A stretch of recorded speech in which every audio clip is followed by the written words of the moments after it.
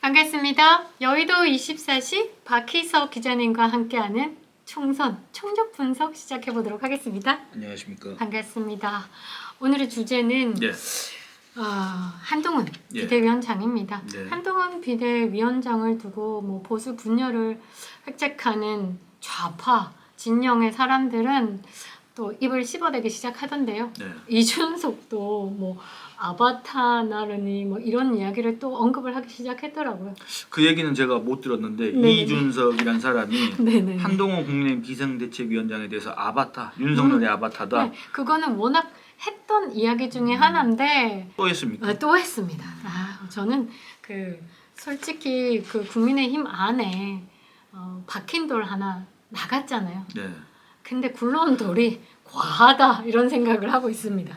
그러니까 이준석 씨는 네네네. 이제 한동훈 비대위원장을 언급해야 기사가 나오는 거는 아는데 그 약간 정성이 부족합니다.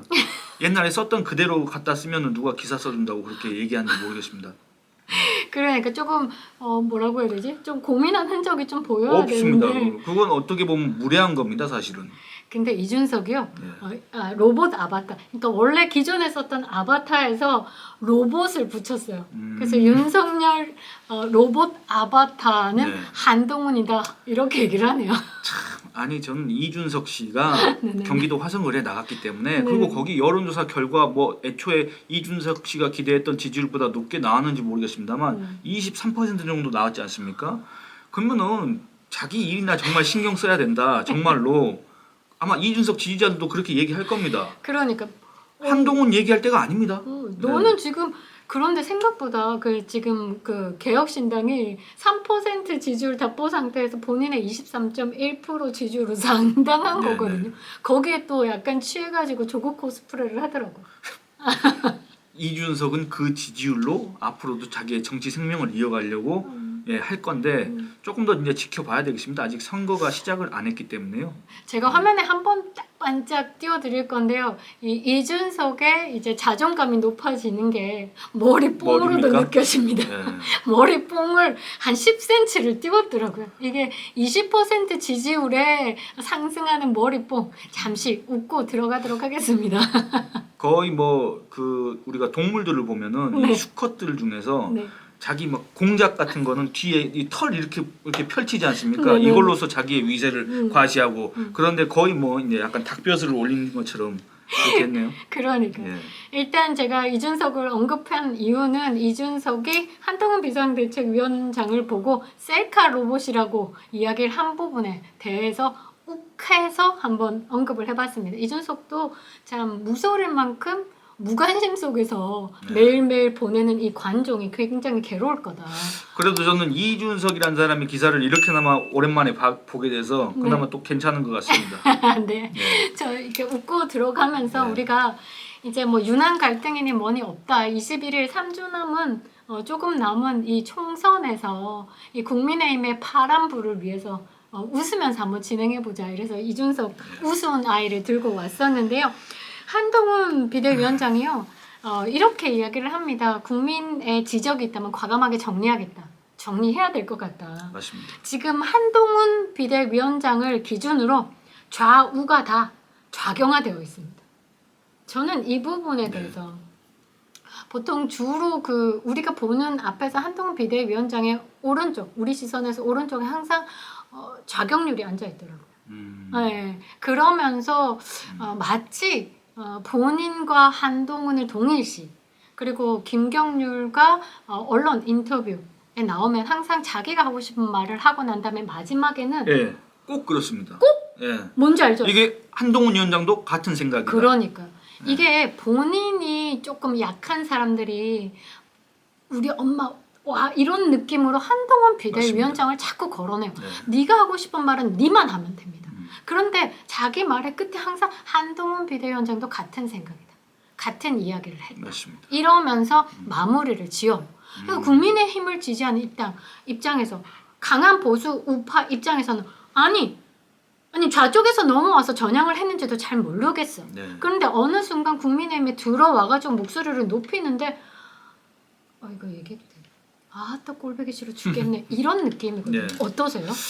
제가 이거 가지고 이제 회사 선배하고도 얘기를 한번 해봤습니다만 네네네. 지금 지적해주신 그 내용 그대로입니다. 아 진짜? 예를 들어서 뭐 한동훈 비대위원장 옆에 김경률이라는 사람이 있다. 네. 그리고 뭐 민주당에서 이렇게 들어온 사람들 있지 않습니까? 대표적인 게 함은경? 이제 김경수? 그 사람은 아예 이제 아, 소위 말하는 좌. 그쪽의 제야라고 해야 될까? 이런 네네. 사람이고 이 기존의 더불어민주당의 현역이었다가 지금도 현역이긴 합니다만 이제 그쪽에서 공천 경쟁에서 밀려가지고 온 사람들. 두 사람 있잖아요. 김영주. 그다음에 이상민 의원. 근데 이런 사람들도 좌파라고 하는데 이 사람들은 뭐 기회가 있을 때 얘기를 해보도록 하겠습니다. 네네네. 근데 그동안에 원외에서 또는 시민단체에서 또는 제야에서 지금의 더불어민주당과 같은 또는 그보다 더 오히려 불구죽죽한 시뻘건. 예, 네. 그런 입장을 가졌던 사람들이 네. 어느 순간에 갑자기 대한민국 유일한 보수 정당이라고 할 수 있는 자유통일당이 있으니까 자유통일당 무시하면 안 되죠. 그러니까 이 보수 정당으로 지금 들어와 있습니다. 근데 어떤 계기로 뭐 때문에 들어왔을까? 이거를 우리가 한번 생각해 보면 그게 분명하지가 않습니다. 왜 그러느냐? 예를 들어서 김경률 말씀하셨지 않습니까? 네. 그러면 김경률이 그 전까지 불과 얼마 전까지는 참여연대에 있던 사람인데 이 사람이 지금 보수 정당에 들어온 이유가 무엇이냐?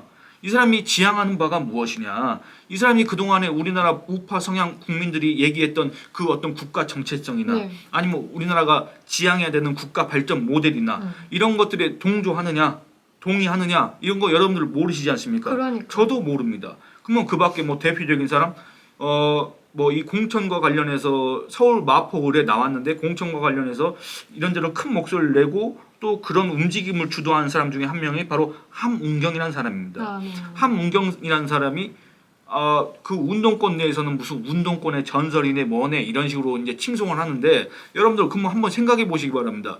운동권의 전설이었다고 해서 우리가 그 사람을 칭송을 해줘야 될 이유가 있습니까? 아니요. 여러분들 여러분들이 생각하시기 편하게 임종석이라는 사람이 있습니다. 임종석이가 전대협 3기 의장을 했습니다. 임종석이가 임수경이를 밀입시켰습니다. 그래서 김일성이하고 이렇게 포옹하게 했지 않습니까? 그래서 그들 사이에선 영웅입니다. 왜냐? 그 뒤로 도망을 엄청 신출귀몰하게 하고 다녔다 합니다. 그래서 별명이 림길동이지 않습니까? 네. 근데 여러분들 임길동 칭송할 만한 구석이 하나라도 있습니까? 없지 않습니까? 그럼 함운경은 대체 무엇이냐? 함운경이 1980년대 삼민투 위원장 한 거 말고 그다음에 미 대사관인가? 네. 거기 점거 사건 그거 주도한 거 말고 우리가 그 무엇을 칭송을 해줘야 됩니까? 이 사람이 열린우리당 계속 그런 후신 정당 소속으로서 선거에 도전하고 낙선하고 군산에서 획집한 거 그런 걸 우리가 보수 우파가 뭐 긍정적으로 평가할 만한 구석이 있습니까? 그러니까. 없는데 운동권이었다가 지금 와서 나 국민의힘으로 가서 내가 마포를 가서 내가 운동권에서 별로 이름도 없는 정청래 내가 심판하겠다. 내가 교체하겠다. 여러분들 이게 설득력이 있습니까? 여러분들 운동권의 전설이다. 운동권에서 아주 유명한 사람이다. 그거는 일반 국민들하고는 거리가 먼 얘기입니다. 그러니까. 일반 국민들한테는 아무런 매력 요인이 되지 않습니다. 그러니까요. 그 사람이나 정청래나 똑같은 사람입니다. 근데 심지어 정청래는 그 마포을에서는 상당한 장악력을 갖고 있는 사람이고 조직력을 갖고 있는 사람이고 거기서 정청래가 아마 사선인가 했을 겁니다. 대단한 사람입니다. 그것만 놓고 보면. 그러니까. 근데 함은경이라는 사람은 마포을에 나갔습니다. 근데 거기에서 지역 선거 운동만 잘하면 될 것 같은데 왜 이 당무에 자꾸 이렇게 개입을 하려고 하는지 이게 이해가 되지 않습니까? 그러니까요. 저는 뭐 김경률 같은 예. 경우도 사실 비대위원으로서 해야 될 일에 올인하는 것보다는 중앙 정치 무대에서 김경률이라는 이름을 알리고자 노력한다라고밖에 저는 생각이 안 들고요. 뭐 김경률이 원래라면 마포의 정청래 잡으러 간다. 뭐 내부적인 자료는 재산 형성에 굉장히 문제가 많기 때문에 본인이 스스로 사퇴했다라는 말도 그런 있고. 이제 설도 있고. 그렇죠. 예. 제가 봤을 때 이 국민의힘에서 목소리를 내고 있다. 국민의힘이 어떤 지분으로? 국민의힘이 맞습니다. 그동안에 힘들었고 우파를 지키기 위해서 노력했을 때 그때 좌경률은 뭐 하고 있었습니까? 이재명의 대장동에 대해서 칭송한 사람 아닙니까? 칭송을 했습니다. 이재명의 대장동은 그 사업 자체가 굉장히 탁월하다. 이재명이가 저기 성남시장을 아, 하고 있을 때 네네네. 대장동 사업이 진행 중일 때 네네네. 그 참여연대 소속의 김경률 회계사가 네. 그걸 엄청나게 칭송을 했다는 말씀이시죠? 그럼요. 예. 이제 그랬던 사람이었고 이 국민의힘으로 뭐 우파 전향을 네. 한 지도 얼마 되지 않았고 정말 우파인지도 의심이 갈 정도고 음. 지금 말 속에서 한동훈을 자꾸 자기 백그라운드로 두고 있는데 이거 한동훈 비대위원장에게 굉장히 네. 피해를 주는 거예요. 이 댓글이라든지 지금 그동안에 이제 국민의힘을 지지하셨던 분들도 그 좌경률 때문에 힘들어 죽겠다. 도대체 저 사람이 당에 무슨 역할을 하길래 저기에 앉아서 지금 감나라 배나라 하고 있느냐 이거죠. 그래서 지금 또 국민의힘을 걱정하시는 분들, 그다음에 우파로서 목소리를 내시는 분들이 뭐라고 하냐면요. 대한민국의 진짜 우파 정당은 자유통일당이다.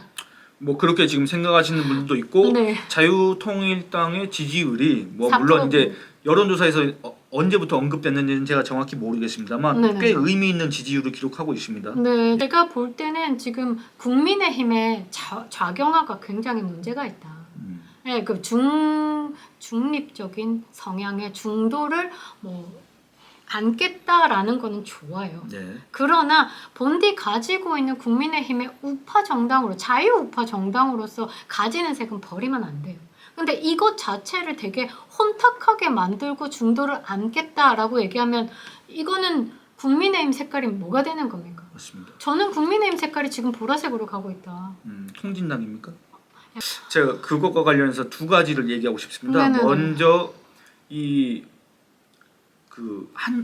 한동훈 비상대책위원장 옆에 있다고 하는 그 네. 좌파 인사들, 네. 전향 여부가 불분명한 그 인사들, 네. 이 인사들은 뭐 제가 특정인을 얘기하는 게 아닙니다. 방금 전에는 뭐 김경률이니 이런 특정인의 성명을 언급했지만 네. 그냥 그게 아니라 제 대체적인 인상이 뭐냐, 네. 그 누군지 간에 불과 얼마 전까지 좌파 진영이 있었다 그겁니다. 근데 여기를 넘어온 이유가 뭐겠습니까? 여기에서 그렇게 활발하게 활동을 했지만 여기에서 인정을 받지 못했다. 인정을 못 받은 거 뭡니까? 여기에서 제대로 된 자리나 그런 대접을 받지 못했다. 그러니까 한마디로 여기에서는 자기가 뚫고 올라갈 그런 기득권이 너무 공고해가지고 갈 수가 없다. 옛날에 이준석이 했던 거하고 똑같습니다. 이준석이 아니 너 그러면 더불어민주당 가서 정치를 해라 했더니 거기는 너무 그 카르텔이 심해가지고 나 같은 사람이 들어갈 수가 없다.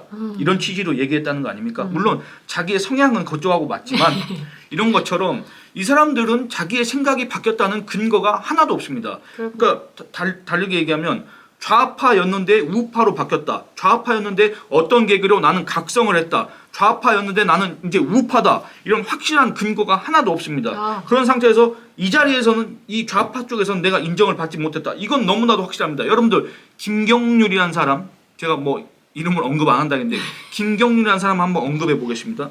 참여연대 소속돼 있었지 않습니까? 근데 이 사람이 참여연대에서 무슨 활동을 했는지 기억하십니까? 기억을 못합니다. 네. 왜냐? 아예 모르니까. 몰랐습니다. 김경률이라는 사람 존재를. 근데 그 말은 뭔 말입니까? 여기에 주류 세력이 아니었다는 소리입니다. 이 좌파 세력의 주류가 아니었다는 얘기입니다. 근데 여기로 넘어오니까 뭔가 마치 자기가 여기에서 대접을 받아야 된다. 또는 여기에 자기가 점령을 했다. 너네들은 우리의 말을 들어야 된다. 이런 식으로 우리 대한민국의 보수 우파를 가르치려고 뭔가 항상 지적을 하고 자기 얘기를 안 들으면 뭔가 망한다. 이것도 가스라이팅입니다. 그러니까요. 예. 그리고 뭐 지금 언론이 사실 그 이준석을 계속 다뤄왔던 네. 이유가 자극적인 그 문구들 맞습니다. 때문에 그것을 쓰기 위해서 그 전 시간에도 말씀해 주셨잖아요. 김경률이 요거를 이용하는 것 같습니다. 네. 수도권 위기론 누구 입에서 나왔습니까? 김경률 입에서 나왔습니까? 네네네. 이게 말을 하는 것과 알고는 있으면서 대처를 하는 것과는 굉장히 달라요. 이게 터트려지는 순간 또 바람이 어떻게 바뀔지 모르는데 저는 김경률과 그 좌파 진영에서 온 분들 이 사람들에 대해서 어떻게 평가하냐는 이제 각자의 몫이지만 김경률 같은 사람은 다르죠. 이 사람이 여기에 지금 비대위원으로 있다고 해서 표가 더 늘어나지는 않지 않습니까?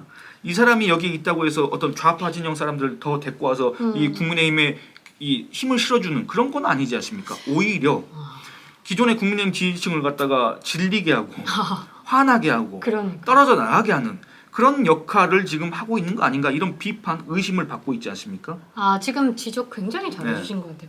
그 김영주 의원과 이상민 의원은 사실 지금 상황에서 의석수를 가져오지 못해도 더 넓게 생각하면 그 지역구에서 국민의힘이 조금 더 좀 영역을 넓힐 수 맞습니다. 있는 쪽으로 역할은 충분히 네. 하신다. 저는 대전에서도 사실 희망은 좀 봤거든요. 국민의힘의 앞으로에는 플러스 요인이 충분히 가능하다. 그리고 함은경이라는 사람 또 한번 얘기해 보면 네. 아마 여러분들 그 인터넷상에서 온라인상에서 함은경이라는 사람의 대표 이력이라고 해야 될까? 네. 아니면 이 함은경의 홍보물이라고 해야 될까? 네. 이런 것들 보시면은 좀 어이가 없는 게 이 네. 사람이 우리 일반 국민들한테 내세울 수 있는 게 없습니다. 사실은 없습니다. 그래서 그 홍보물 중에 전 깜짝 놀란 게 네. 자기가 1985년도 미 대사관 점거 사건을 주도했다. 아이고. 이걸 어떻게 자기의 주요 이력으로 내세울 수가 있습니까? 이게 어떻게 우리 국민들한테 호소력이 있을 수가 있겠습니까? 그 국민의힘 그럼 뭘 얘기하는 거예요? 정청래와 다르게 나는 뭐 성공했다 이거를 이야기를 하는 거예요? 뭡니까? 그러니까 이 함은경 네네네. 이런 사람들의 지금 생각은 네. 내가 옛날에 80년대 운동권 할 때 네네네. 정청래 같은 사람은 아예 내 발밑에도 없었던 사람이다. 나는 운동권의 전설이다. 그러니까 정청래 같은 사람하고 나하고 경쟁하는 건 오히려 정청래가 뭐고 영광이라고 생각해야 된다. 이제 이런 식인 것 같습니다. 제가 해석할 때. 그러니까 여러분들 함은경은 운동권 노릇을 했다. 요거 말고는 도대체 공직 후보자로 지금 왜 나와서 선거 운동을 하는지 전 솔직히 공감이 잘 안 됩니다. 예. 제가 봤을 때 조금 그 마포 의뢰 그 당협을 굉장히 관리를 잘했대요. 정청래. 예, 맞습니다. 정청래 의원이 이게 스킨십이 굉장히 대단하다고 예. 하더라고요. 그 또 그 지역 자체가 민주당 텃밭이긴 예, 한데 맞습니다. 거기서 그 운동권과 운동권의 대결로 들어가서 표를 뺏어 오려면 예. 뭔가 다른 정책과 다른 공약이 필요한데 나는 생선 장수였다. 싱싱한 정치를 하겠다. 네. 이게 감흥되지 감흥이 오지 않아요. 맞습니다. 싱싱한 정치가 뭔데? 네. 눈에 보이는 게 뭔데? 그렇습니다. 근데 너무 추상적이죠. 그렇죠. 정청래는 딱 정확하게 마포는 정청래. 이거 하나로 그렇지 마포는 정청래지 이렇게 나올 수 있단 말이죠. 이게 뭐 김경률도 마찬가지고 네. 함은경도 마찬가지고 그 외에 우리가 좌파라고 부르는 그런 사람들 이런 사람들의 역할이 있습니다. 뭐냐면 한동훈 비대위원장이 얘기했습니다. 어떤 얘기를 했느냐? 김경률이 이제 그 노무현 기념관 그거 이제 건축비 과다 건축비 문제 의혹을 제기하면서 이 비대위원회 회의에서 그거를 발표를 했습니다. 네. 그랬더니 한동훈 비대위원장이 이런 걸 하라고 데리고 온 사람이다. 라고 얘기했습니다. 이건 뭔 말이냐면 김경률이나 이런 함은경이나 좌파 인사들은 좌파의 그 내부 돌아가는 공격수. 원리를 잘 알기 때문에 그들의 또 의혹을 잘 알기 때문에 좌파를 상대로 공격을 계속해라. 너네가 공격수 역할을 해라. 이러라고 데리고 왔습니다. 그 이런 역할을 기대했습니다. 이 사람들이 이런 역할을 했을 때 예를 들어서 김경률이 대장동 그거 얘기를 했을 때는 네. 지지를 받았지 않습니까? 네, 그렇죠. 근데 지금은 그런 활동이 전혀 없지 않습니까? 그럼. 좌파를 공격하라고 더불어민주당을 공격하라고 이재명 당을 공격하라고 데리고 왔더니 국민의힘을 공격하고 국민의힘 지지층을 공격하고 모욕하고 조롱하고 위기감을 조장하고 그러니까. 이런 역할을 하라고 데려온 게 아니지 않습니까? 근데 이 사람들은 자기의 역할을 뭔가 착각한 거 아닌가? 그러니까. 이것도 이 사람들의 착각이다. 이렇게 얘기하고 싶습니다. 이거 지금 국민의힘의 가장 큰 문제는 결론. 착각하고 있지 마라. 네. 이거네요. 어떤 것부터 조정을 들어가야 되는지 파악하시면 빠르게 총선 승리로 향할 수 있다라고 저는 네. 생각하고 있습니다. 제 입장에서 그런 기대를 하는 게 좀 어렵습니다. 왜냐하면 저는 이제 좀 기계적 중립을 지켜야 되기 때문에. 기계적 예. 중립. 예.